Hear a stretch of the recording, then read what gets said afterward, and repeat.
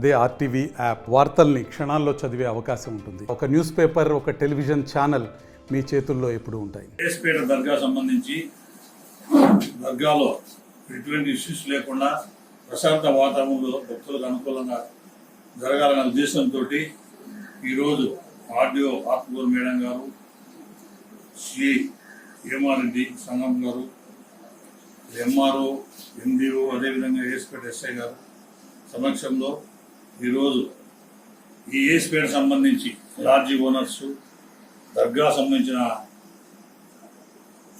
Administrations వాళ్ళు, అదేవిధంగా care takers, LADS owners, అట్లా ఆ చుట్టూ సంబంధించిన హోటల్స్ అందరితో కూడా ఒక సమావేశం నిర్వహించడం జరిగింది.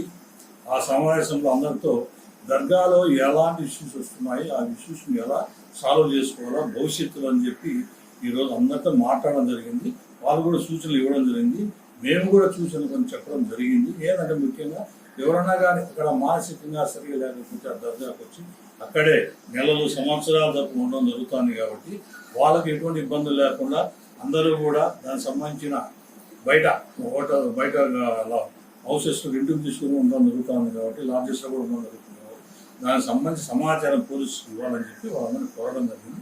వాళ్ళు అంగీకరించడం జరిగింది.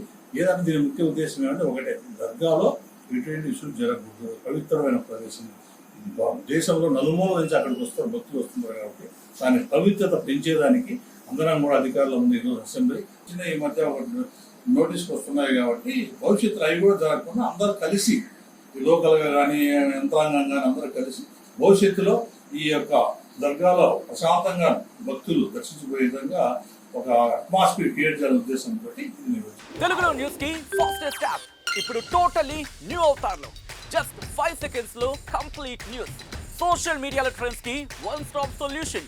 Live TV app voice search option తో ఇప్పుడే డౌన్లోడ్ చేయండి లేదా అప్డేట్ అయిపోండి. యాప్ లింక్ డిస్క్రిప్షన్ లో ఉంది.